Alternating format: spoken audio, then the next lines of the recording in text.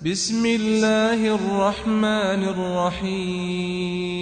قرآني نبض حياتي، قرآني طهر ذاتي، قرآني عصمة أمري، قرآني طوق نجاتي. قرآني نبض حياتي، قرآني طهر ذاتي، قرآني عصمة أمري، قرآني طوق نجاتي. آيات الله حمتني، غمرتني بالبركات، تحفظني من همزات الشيطان ومن زلاتي. آيات الله حمتني، غمرتني بالبركات، تحفظني من همزات الشيطان ومن زلاتي.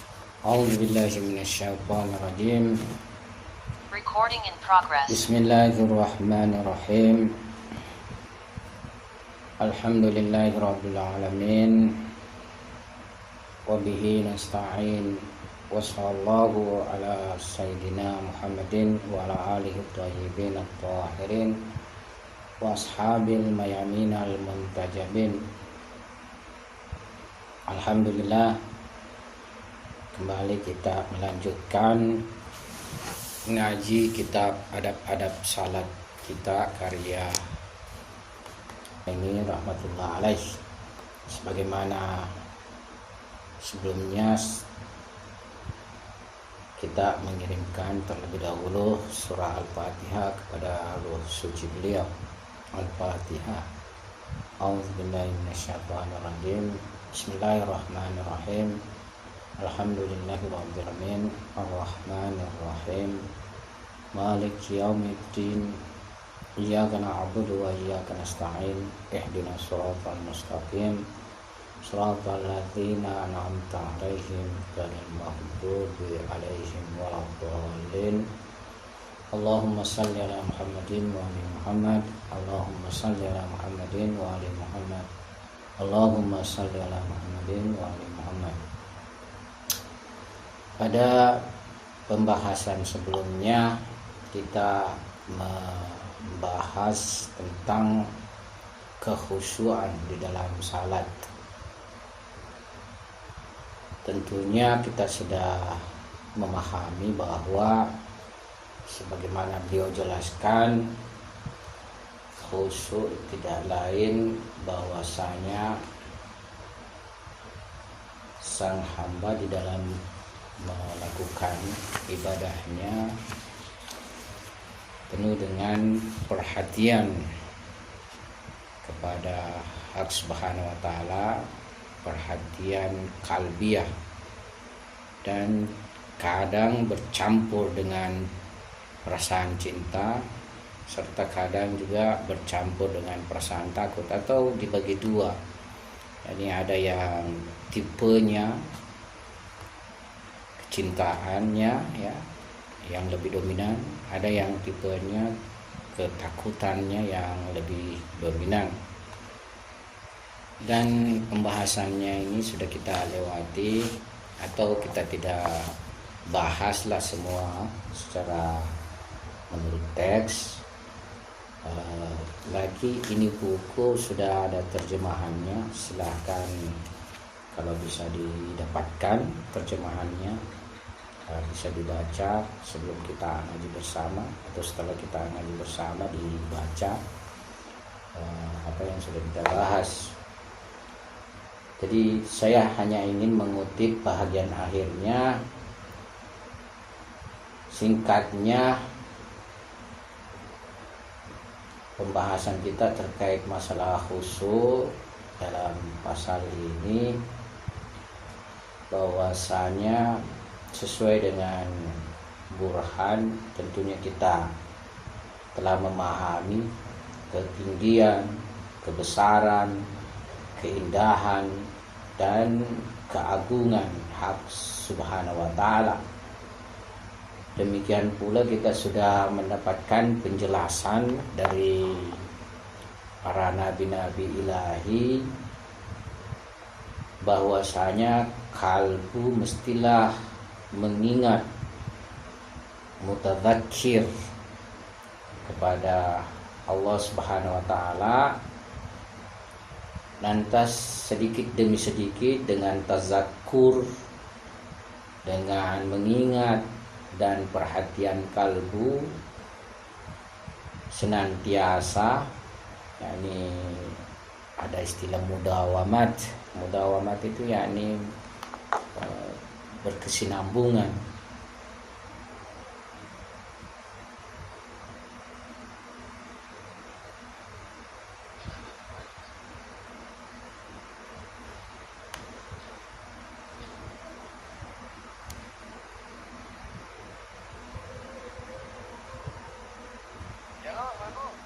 Ada kajianku dulu sebentar, Pi, Di.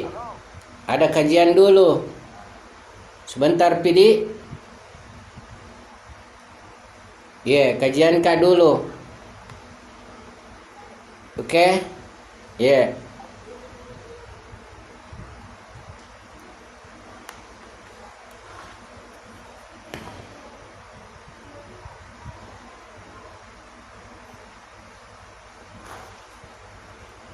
Kita punya pembahasan sedikit terganggu karena ada telepon masuk. Ya, jadi sedikit demi sedikit dengan mengingat serta perhatian kalbu yang mudawamat.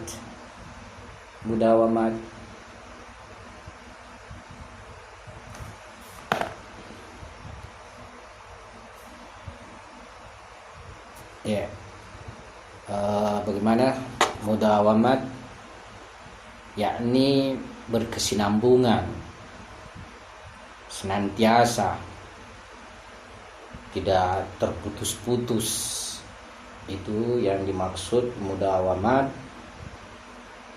terhadap zikir, baik itu zikir yang mengagungkan Allah Subhanahu wa taala, membesarkan, mengagungkan hak Subhanahu wa taala, maupun yang istilahnya menyebut nama-nama dari dimensi jamaliyah Allah Subhanahu. Misalnya Ya Latif, Ya Latif itu masuk kategori nama Jamal Ilahi. Ya, jadi berbagai nama-nama Tuhan itu ada yang dari Jalal, ada yang dari Jamal.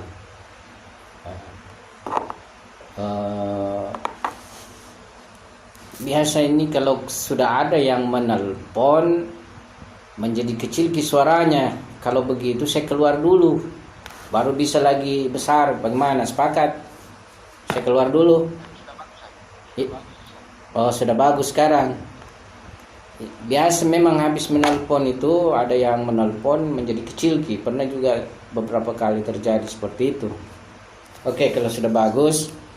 Jadi zikir ini ya ada yang menyebut nama Jalal Tuhan, ada yang menyebut nama Jamal Ilahi. Misalnya kita berzikir Ya Hayyu Ya Qayyum, Ya Azim, Ya Latif, Ya Ghaffar, Ya Rahman, Ya Rahim, atau Ya Aziz, Ya Qahhar. Ini nama Jalal Tuhan.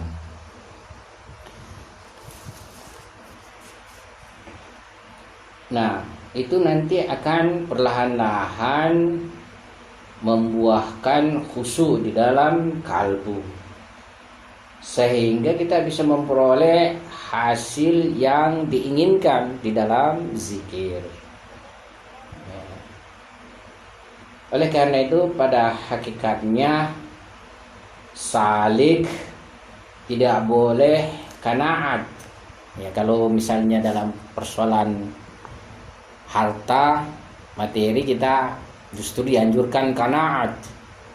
Ya, qanaat, ya, merasa cukup, jangan terlalu mempunyai keinginan yang besar, yang banyak sehingga menyulitkan kehidupan kita sendiri, serta menyita waktu banyak mencari dunia. Ya, tapi kalau qanaat, ya istilahnya membuat kita punya waktu yang lebih besar perhatian kepada dimensi transenden, dimensi maknawiyah.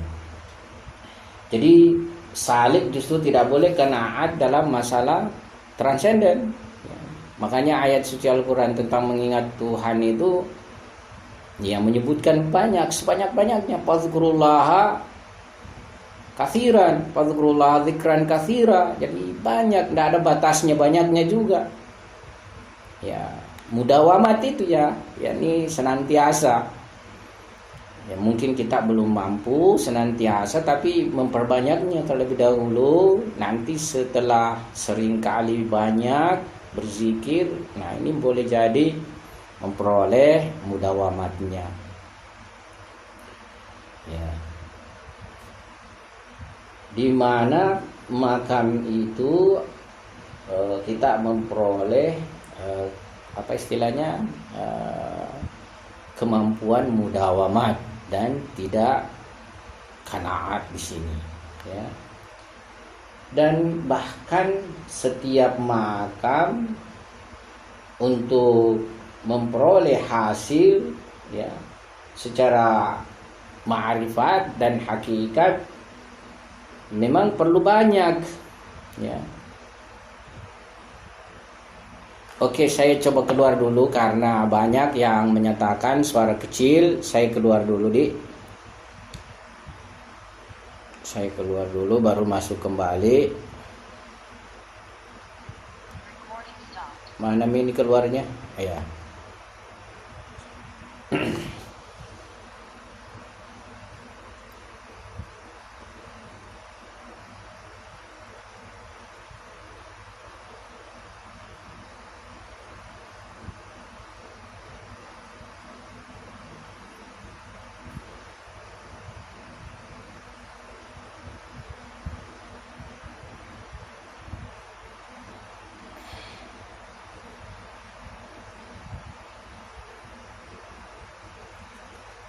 Salam, bagaimana? Sudah bagus suaranya? Bagus Ustaz, sudah Ustaz. Oke, ya. Ya, jadi kita tadi sudah membahas bahwasanya dalam perkara zikir, jika kita ingin memperoleh hasilnya, mestilah mudawamat, mestilah banyak, ya, tidak boleh qanaat. Biasa juga memang itu kita tergoda untuk qanaat, ya, di dalam zikir. Misalnya selepas salat kadang kita tergoda cukup dengan membaca tasbih Hasrat Az-Zahra saja, setelah itu kita langsung selesai, ya. Padahal ya selepas salat itu momen lebih banyak untuk melakukan zikir, ya, di sini. Kalau bisa misalnya selesai sholat fardu ada zikir salawatnya misalnya 100 kali, ada la haula kah 100 kali, la ilaha illallah kah 100 kali, atau istighfar 100 kali, baca ayat suci Al-Quran dan lain sebagainya. Yang jelas kalau kita memperbanyak zikir, ya, dan senantiasa memperbanyak zikir, perlahan-lahan mungkin kita akan mendapatkan aspek mudawamat itu. Ya, mudawamat itu tadi sudah saya singgung, yakni berkesinambungan. Ya.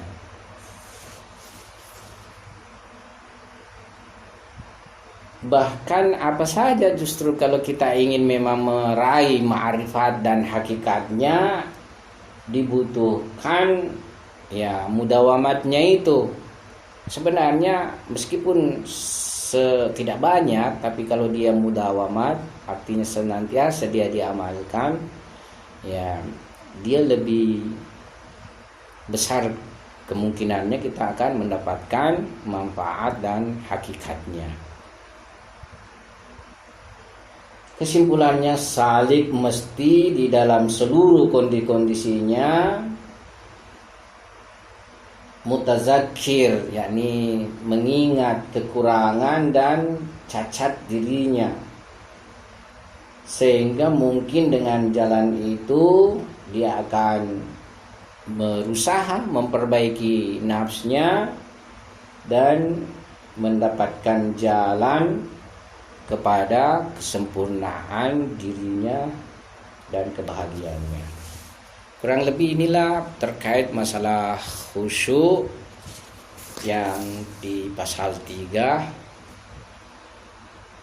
Kita akan sekarang memasuki pasal keempat. Pasal keempat ini menjelaskan bahwasanya di antara adab-adab penting kalbiyah ibadah-ibadah, khususnya ibadah-ibadah zikriyah. Jadi ibadah zikriyah yakni zikir. Kan begini sebenarnya, zikir ini zakara, dari kata zakara bisa bermakna mengingat. Ya. Adapun kalau kita mengingat atau membaca lafaz dengan jumlah tertentu, itu bisa disebut sebagai wirid. Ya, makanya membaca 100 kali salawat, ini masuk kategori wirid. Tapi juga bisa dimaksudkan zikriyah, karena di dalam wirid ini kita mengingat kepada Allah Subhanahu wa ta'ala. Jadi khususnya ibadah-ibadah zikriyah itu sangatlah dibutuhkan yang disebut dengan tuma'ninah.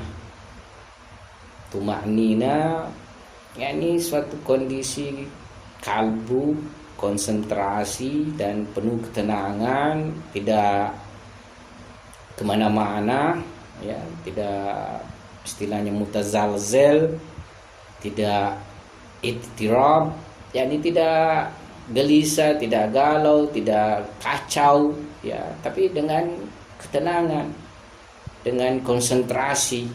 Ya, ini kata ini tumanina kadang kita istilahnya sulit mencarikan padanan yang tepat sekali dalam bahasa Indonesia.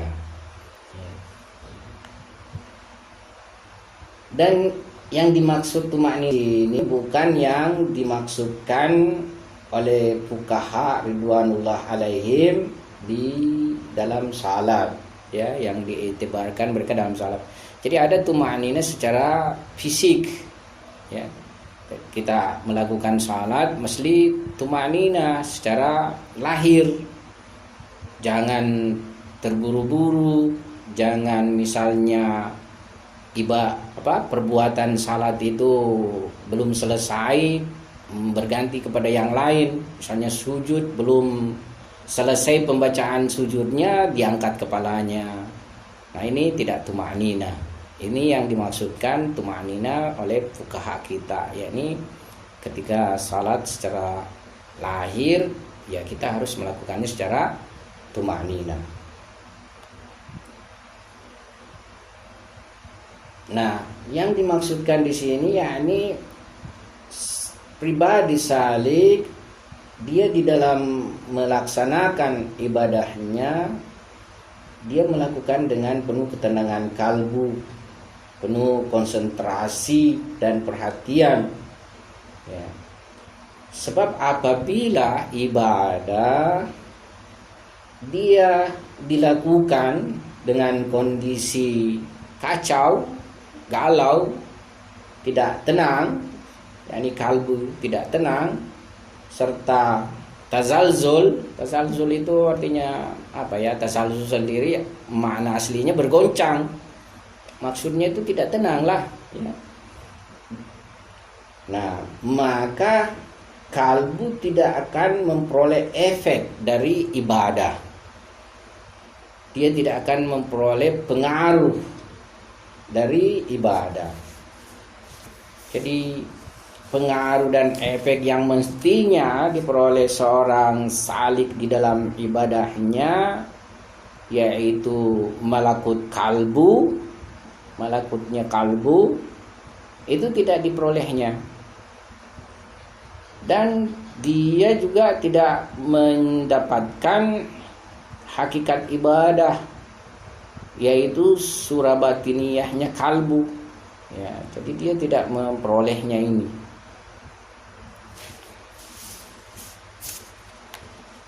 Padahal salah satu dari perkara adanya istilahnya pengulangan di dalam ibadah dan memperbanyak daripada zikir atau wirid supaya kalbu memperoleh pengaruh dari amalia itu semua. Jadi kalbu memperoleh infialih, ya, infialih yakni tereaksi, terefek, ya. Sehingga sedikit demi sedikit terbentuklah di dalam batinnya hakikat zikir dan ibadah tersebut. Jadi terbentuklah, ya, di dalam batin zatnya salik hakikat zikir dan ibadah, serta kalbunya menyatu dengan ruh ibadah. Kan sebenarnya ibadah ini sendiri memang mempunyai malakut, ya. Tujuan daripada ibadah kita supaya memperoleh malakutnya. Sayangnya di dalam pengajaran kita tentang ibadah itu hanya selalu konsen pada masalah lahirnya ibadah. Itu tidak salah karena memang juga harus benar, ya, lahirnya ibadah. Namun selain lahirnya ibadah, ya kita juga mesti berusaha meraih malakutnya ibadah. Dan hingga kalbu tidak itminan, tidak tumaknina, dan tidak tenang serta konsentrasi, ya, maka tidak akan pernah kalbu memperoleh pengaruh dari zikir-zikir dan nusuk, ya. Nusuk itu manasik ibadah, ya. Sehingga, ya, istilahnya dari batas lahir tidak akan sampai mengalir, ya. Jadi dari batas lahir dan mulk badan, ya, itu tidak akan mengalir kepada malakut dan batinnya nafs, ya. Dan ia tidak menjalankan, ya, dimensi-dimensi kalbu dari hakikat ibadah. Jadi dia istilahnya tidak akan memperoleh bagian kalbu dari hakikat ibadah. Nah, ini sebenarnya adalah suatu hal yang jelas, ya, dan tidak perlu penjelasan sedemikian detail. Hanya dengan kita berpikir sedikit kita akan memahami perkara ini, ya.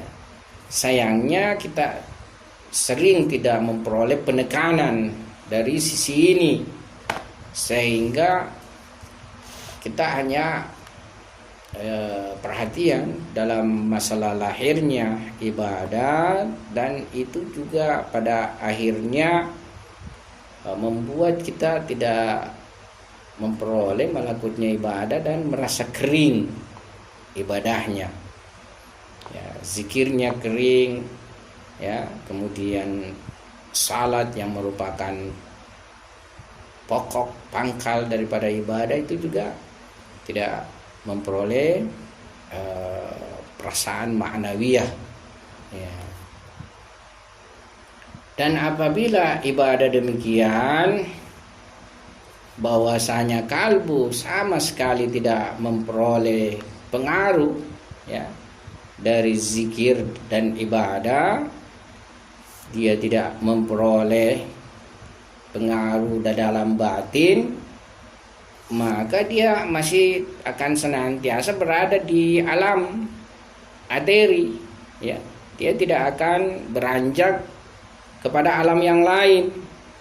Ya, jadi dia tidak akan berangkat naik ya dari dimensi alam mulk kepada alam malakut.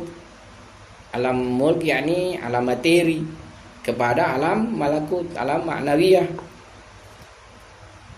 Nah, ini yang beliau punya pembahasan menghubungkan dengan masalah kematian.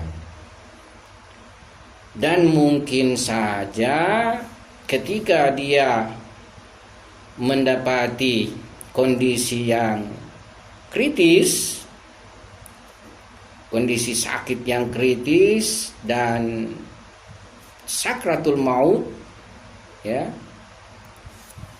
Nah, dia tidak memperoleh hasilnya ibadah itu.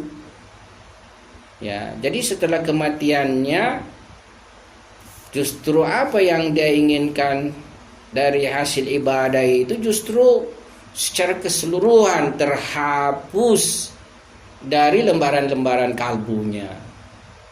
Ya. Dan dia dengan tangan kosong, ya, dia dengan tangan kosong di sisi hak Subhanahu wa taala. Ya.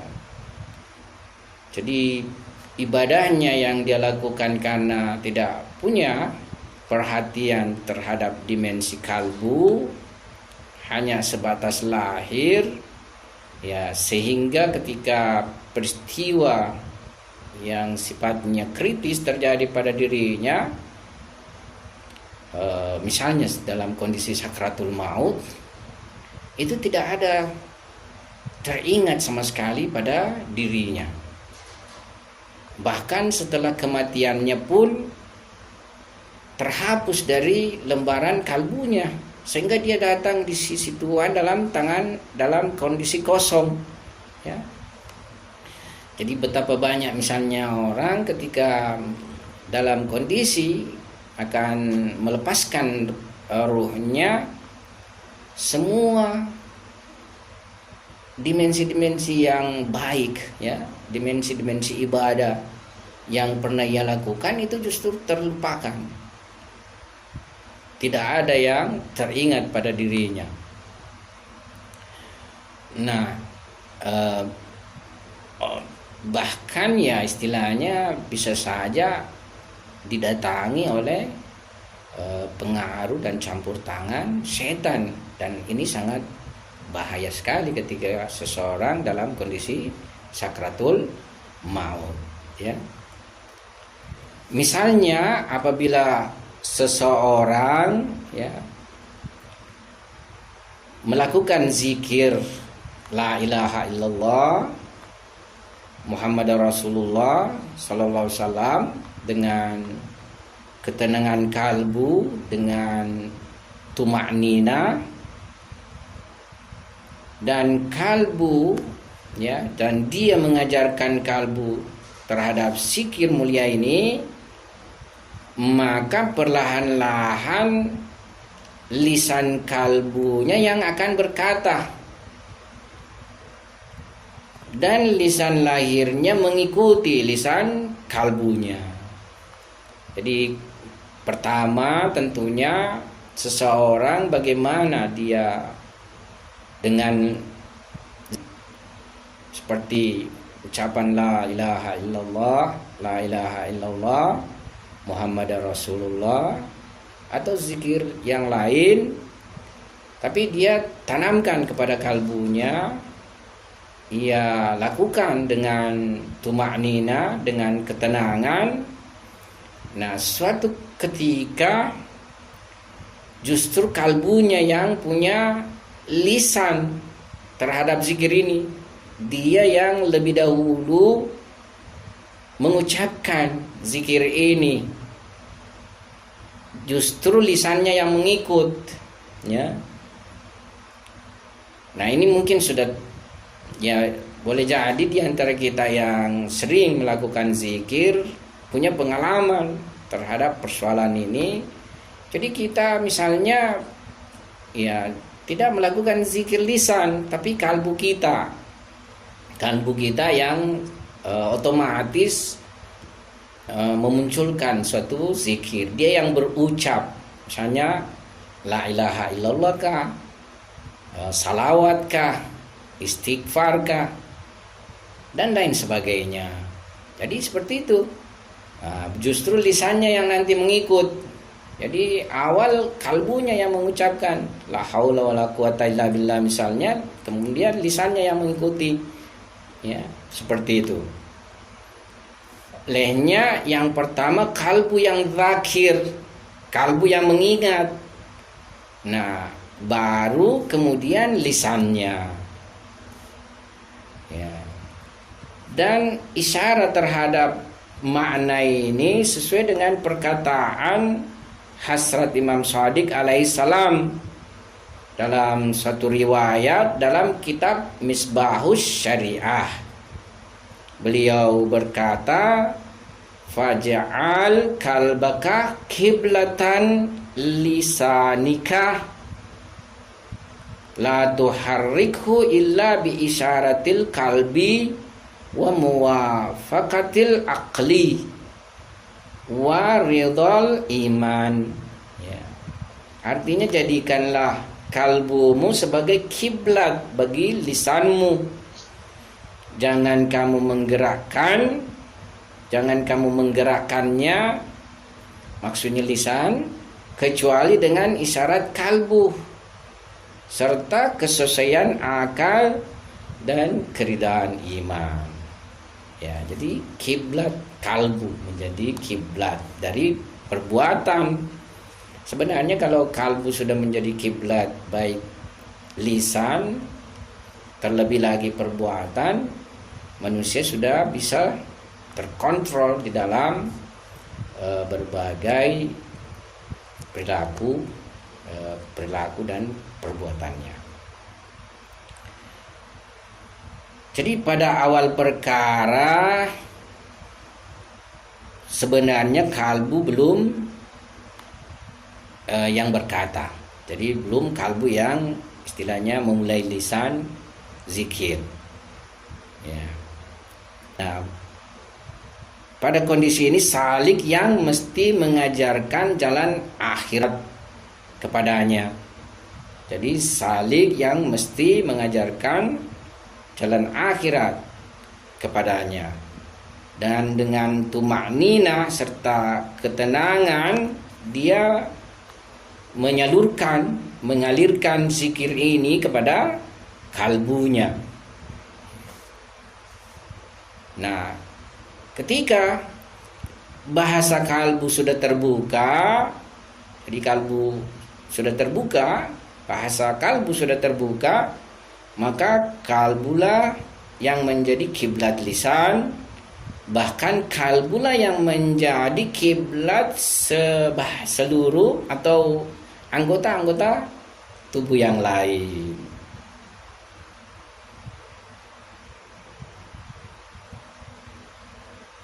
Dan dengan zikir kalbu ini maka seluruh di sini memakai mamlakat wujud insan, yakni maksudnya seluruh wilayah wujud insan, ya, itu menjadi zakir, menjadi mengingat, ya, menjadi mengingat. Jadi kalbu yang memulai, lantas semua dimensi tubuh, ya, juga mengikuti kalbu, mengingat hak subhanahu wa ta'ala. Akan tetapi apabila zikir mulia ini dilakukan, ya, dengan tanpa ketenangan kalbu, dengan tanpa tumaknina, serta dengan tergesa-gesa, dengan tidak tenang, ya, serta dengan apa istilahnya ini gangguan indrawi, ya, maka dia tidak akan mempunyai pengaruh terhadap kalbu,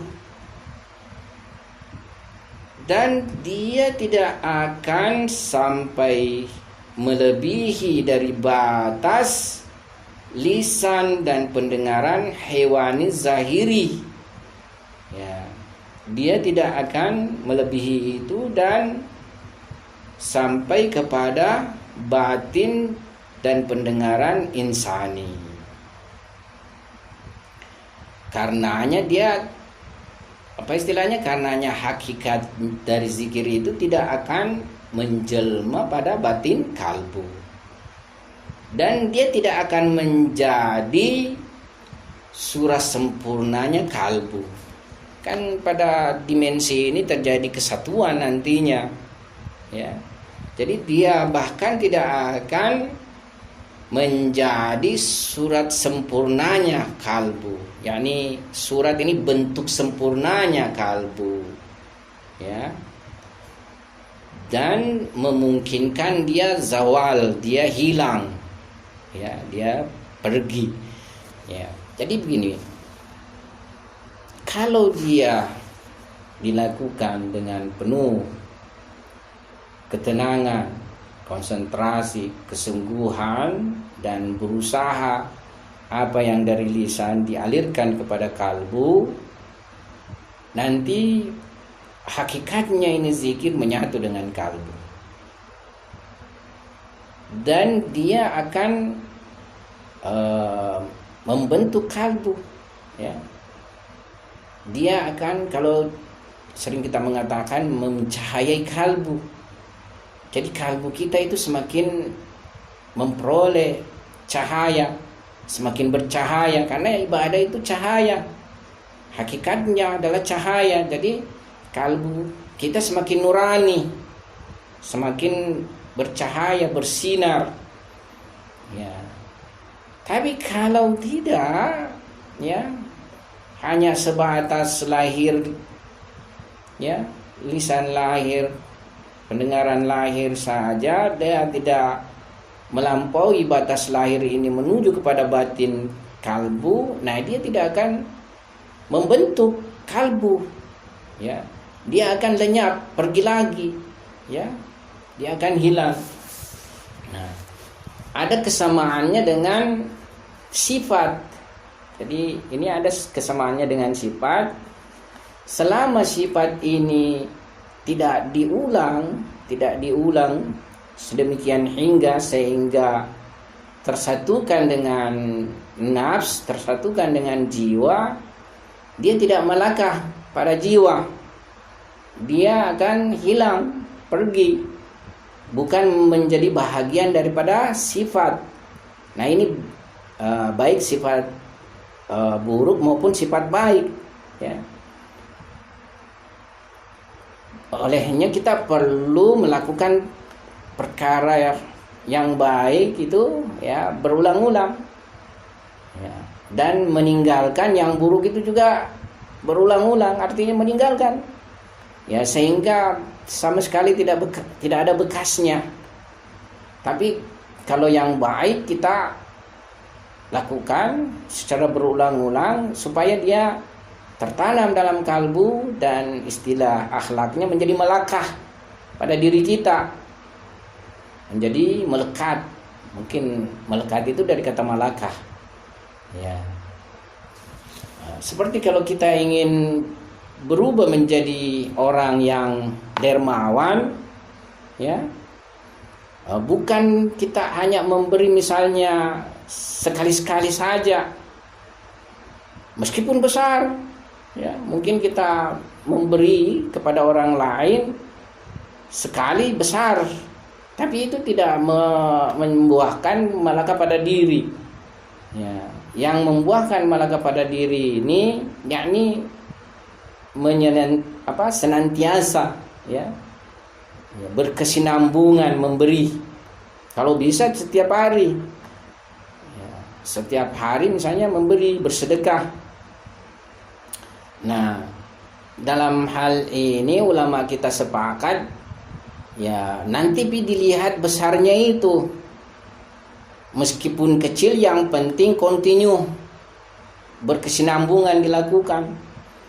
Nah, dan itu nanti akan berbekasmi kepada diri Dan ketika sudah malaka pada diri, ketika misalnya memang mau membantu orang, itu sudah tidak masuk dulu di pikiran. Karena kalau masih masuk di pikiran baru memberi, itu belum malaka namanya. Ya. Jadi yang namanya malaka itu sudah tidak masuk di pikiran, tidak masuk hitung-hitungan kuantitatifnya. Misalnya ada orang butuh, segera dibantu, seperti itu. Nah, perbuatan yang lain juga seperti itu, ya, berani, ya. Keberanian itu, ya, istilahnya ada memang orang tabiatnya berani, sudah berani memang istilahnya, ya. Tapi bukan berarti seorang yang tidak berani tidak bisa menjadi pemberani, bisa. Yang penting, ya, melakukan perbuatan yang bersifat berani berulang-ulang sampai malaka. Sampai suatu ketika ada panggilan jihad membela agama, ya langsung dia tidak berpikir, menyediakan dirinya berperang, ya, di jalan Allah Subhanahu wa taala. Ala kulli hal, zikir pun demikian. Jadi perlu memperbanyak berulang-ulang, tapi jangan sekadar lahirnya saja.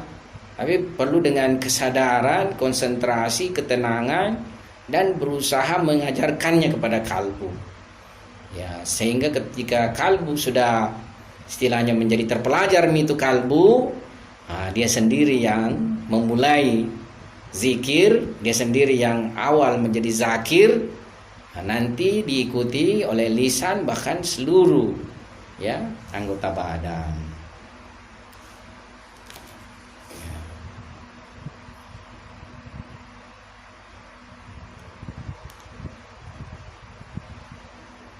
Nah,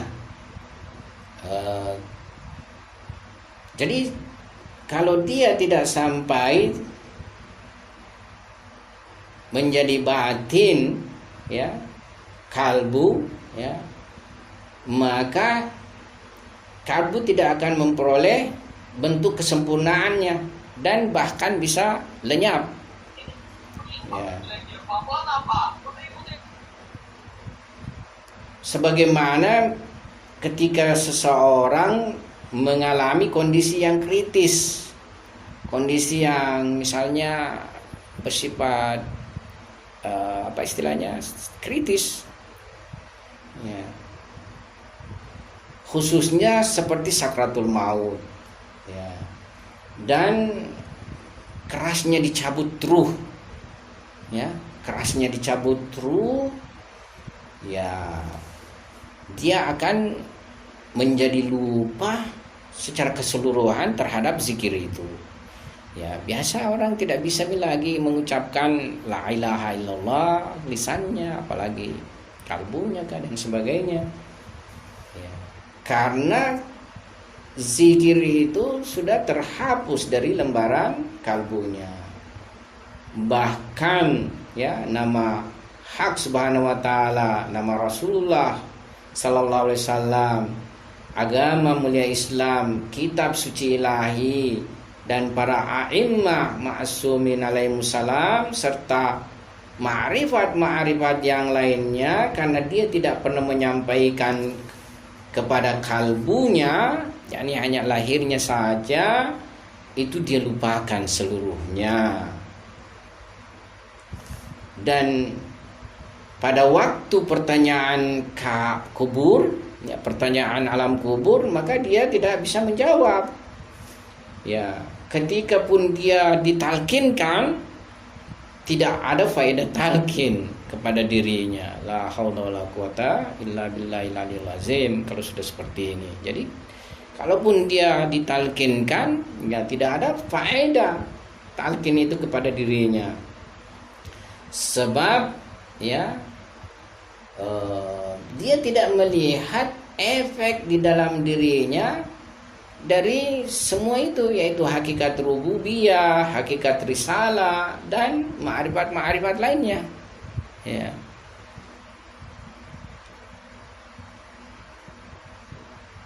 Dan apa yang dia ucapkan itu tidak sebatas, tidak melebihi batas, ada disebut lak-lakaiyah, lisan, yakni sebatas lisan saja, ya, sebatas ucapan di bibir saja, dan tidak mengambil bentuk di dalam kalbu, ya. Nah, makanya ini semua akan terhapus dari ingatannya dan tidak ada bahagian pada dirinya, baik itu syahadatnya kepada rububiyah, syahadatnya kepada risalah, maupun ma'rifat lainnya, ya. Di dalam sebuah hadis dijelaskan bahwa terdapat satu kelompok dari umat Rasulullah sallallahu alaihi wasallam yang akan masuk neraka jahanam, yang mana dikarenakan haibahnya Malik Jahannam. Haibah itu kehebatannya, istilahnya ya kehebatan, ya, dimana karena kehebatannya pemilik jahanam, malaikat jahanam maksudnya, maka ia lupa, maka mereka lupa nama Nabi.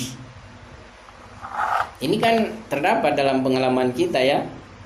Jadi kita itu menghafal, kita itu mutalaah, ya.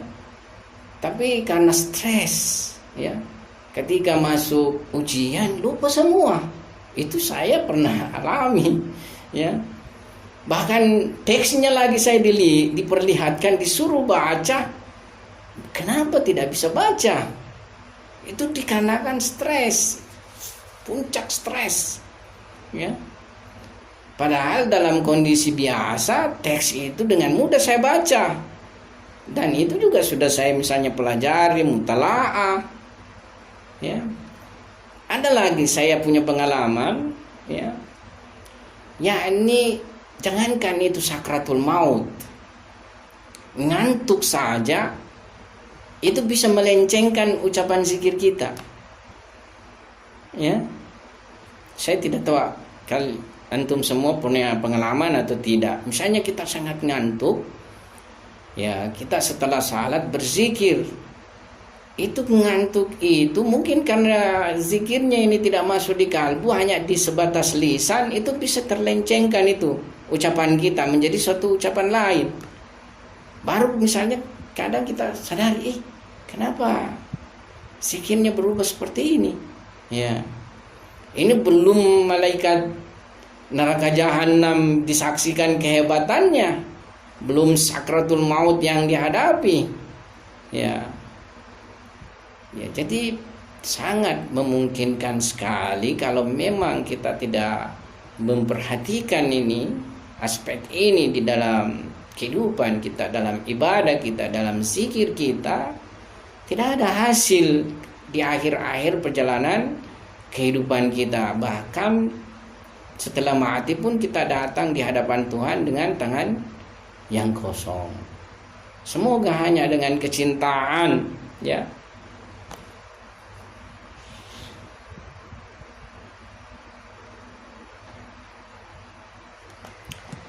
kecintaan kita kepada Rasulullah sallallahu alaihi wasallam, kepada Ma'sumin alaihi salam, apalagi ini masih di hari-hari Idul Gadir, kecintaan kita kepada Amirul Mukminin, kita mendapatkan syafaat dari mereka, kita mendapatkan pertolongan dari mereka.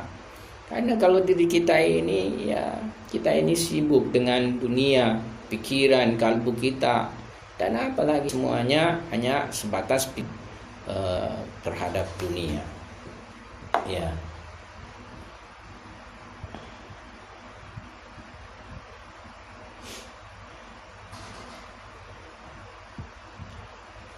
Jadi ini tadi hadis sudah kita singgung, ya, bahwa terdapat suatu kelompok dari umat Rasulullah sallallahu alaihi wasallam ketika mereka masuk jahanam, karena mereka berhadapan dengan kehebatan malaikat jahanam, maka hatta Nabi mulia pun, nama Nabi mulia pun mereka lupakan. Ya. Padahal mereka sendiri menurut keterangan hadis tersebut mereka adalah ahli iman. Ya. Dan di dalam hati mereka terdapat ya bentuk dan cahaya iman, ya, seperti itu. Nah, muhaddis azim, muhaddis besar yaitu almarhum Allama Majlisi rahmatullah alaih di dalam Mir'atul Uqul, di dalam mensyarah hadis mulia kuntu sam'ahu wa basarahu, berkata, seseorang yang penglihatan, pendengaran dan anggota-anggota bagian tubuh lainnya, ya, dia tidak gunakan di jalan ketaatan kepada hak subhanahu wa ta'ala, maka dia tidak akan mempunyai penglihatan dan pendengaran ruhani, ya. Dan penglihatan serta pendengaran mulki jasmani ini, maksudnya materi ini, itu tidak akan pergi di alam sana, ya. Maksudnya di alam setelah kematian. Dan di alam kubur serta kiamat dia nantinya tidak punya pendengaran serta penglihatan, ya. Sementara mizan pertanyaan dan jawaban kuburan adalah anggota-anggota rohani badan, ya, bukan lahirnya, karena lahirnya badan itu tidak ada pergi ke alam kubur. Ya, kita punya pembahasan kalau ada waktunya yang luas, itu sudah dijadikan menjadi apa istilahnya, menjadi YouTube, ya, itu beberapa pembahasan tentang alam barzah, ya, bisa didengarkan dan memang perlu disimak, didengarkan. Kalau kita cuma mendengar sebentar salah membosankan, apalagi metode mengajar yang pelan, membacakan kitabnya, ya. Tapi kalau kita mau dengarkan, insya Allah ada manfaatnya diperoleh, ada pengetahuan terhadap permasalahan itu kita miliki, ya. Jadi badan kita ini tidak ada yang pergi ke alam kubur, ya, ya. Yang ada yakni penglihatan, pendengaran, malakutinya, nuraninya. Kalau tidak ada itu nanti ya memang jadi buta kita. Tidak ada penglihatan nuraninya, semuanya berubah menjadi kegelapan, tidak ada cahaya, ya.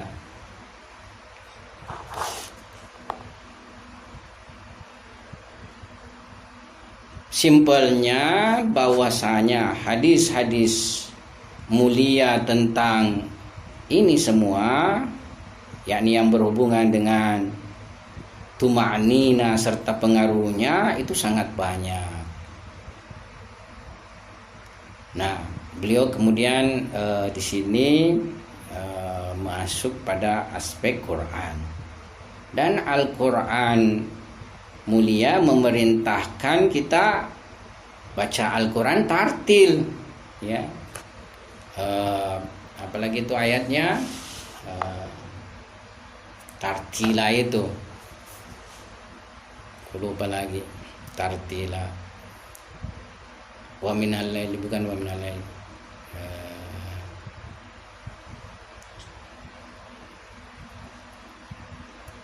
saya lupa itu, ada yang ayat terakhirnya itu, betul warattilil qur'ana tartila. Jadi bacalah Quran dengan tartil, ya.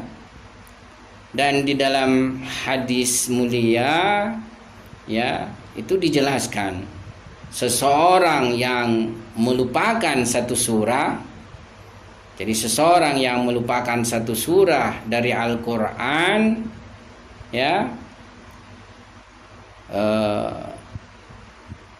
seseorang yang melupakan satu surah dari Quran, Nanti surah itu mutamatsil, menjelma di surga baginya, ya, di mana ya bentuk itu ya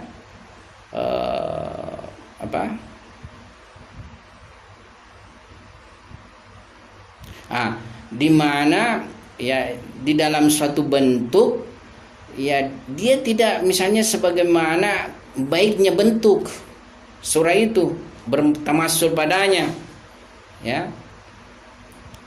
Nah, ketika dia melihatnya, dia berkata, ya, kamu siapa? Betapa kamu indahnya, betapa kamu baiknya. Alangkah sekiranya kamu adalah saya, ya, atau kamu adalah bahagian dari saya, menjadi bahagian dari saya. Nah, surah itu kemudian menjawab, ya, apakah kamu tidak mengenaliku?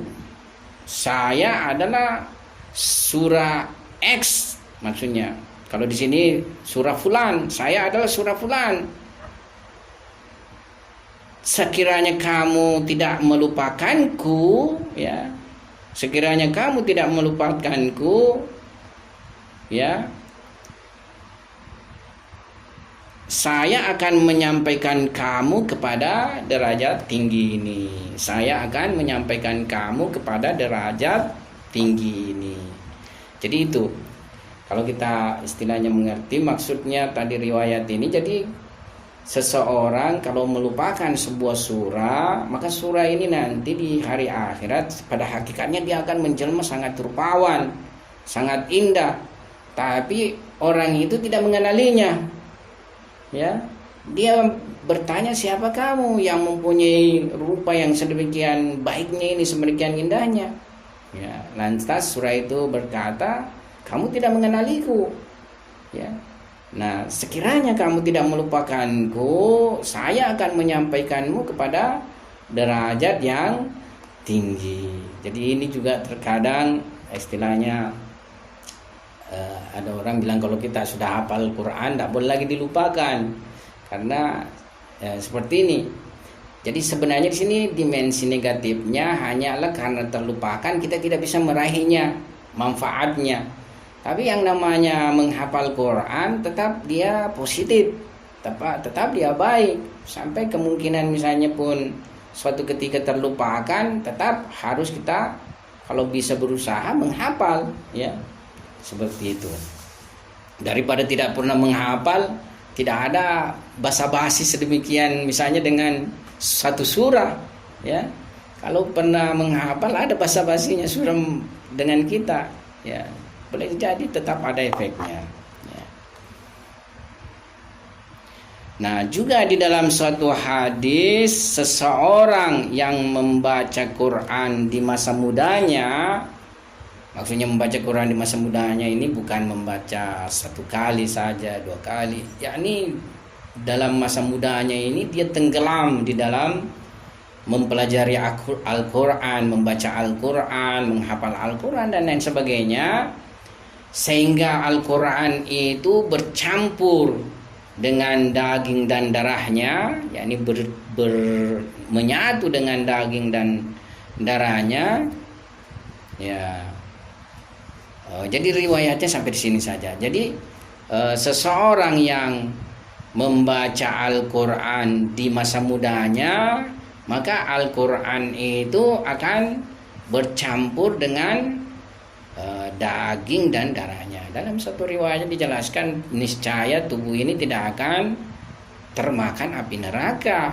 Ya, ini karena api neraka tidak akan memakan, Anda akan membakar Al-Quran, ya. Jadi kalau tubuh ini sudah mendapatkan kemelekatan dan kemejatuan dengan Al-Quran, niscaya tidak akan terbakar lagi dengan api neraka. Nah, tapi beliau jelaskan bahwa poin dari riwayat ini, karena yang berusia muda atau anak muda itu dia punya kesibukan kalbu dan kekotoran kalbu itu masih sedikit, ya. Kalau kita ini kan ya banyak kesibukan kalbunya, banyak kotoran kalbunya. Kalau anak-anak kita yang masih berusia mulai 12 ya sampai misalnya 20 tahunan itu ya masih sedikit dia punya kesibukan kalbu, masih sedikit dia punya kekotoran kalbu. Makanya kalbu mereka itu sangat cepat mendapatkan pengaruh, ya, pengaruh dari Quran, pengaruh dari zikir, ya, dan pengaruhnya juga akan tinggal kepada mereka, ya. Saya pikir di sini kita perlu perhatian memang terhadap anak-anak kita, bahwasanya ya kenapa kita ini orang tua juga sangat mengkhawatirkan permasalahan kehidupan materi anak-anak kita, sehingga semata-mata didorong pendidikan untuk yang bersifat materi saja. Belajar kau di sini anakku supaya kau nanti bisa dengan mudah cari pekerjaan, bisa dengan mudah mendapatkan pekerjaan. Ya, kita membawa anak kita juga berpandangan materialistik. Padahal Tuhan pun tidak menyia-nyiakan hambanya yang perhatian pada agamanya, perhatian kepadanya, perhatian kepada nabinya. Tuhan pun menyediakan rezeki yang cukup bagi mereka. Yang penting kita yakin dengan itu, dan tentu ada perjuangan, ada usaha, ada kerja. Ya, bukan berarti kalau perhatian pada agama melalaikan yang namanya usaha, melalaikan namanya kerja dan lain sebagainya. Enggak, ya. Kita juga tetap harus perhatian terhadap itu. Cuma kita nantinya ya istilahnya karena terbina dan terbimbing di jalan agama, anak kita terjatuh pada dimensi yang buruk, misalnya melakukan korupsi, melakukan pungli, bukan sogok menyogok dan lain sebagainya. Saya kira sudah selesai kita punya pembahasan. Beliau hanya menutup bahwa terhadap masalah hadis ini, dalam bab hadis ini sangat banyak yang insya Allah nanti kita akan singgung. Kemudian beliau menutup di dalam hadis mulia, ya, tidak ada sesuatu yang paling dicintai Tuhan dari suatu amal perbuatan, ya, ya, tidak ada satupun amal yang lebih dicintai oleh Tuhan dari suatu amal di mana amal itu dilakukan dengan mudawamat, ya.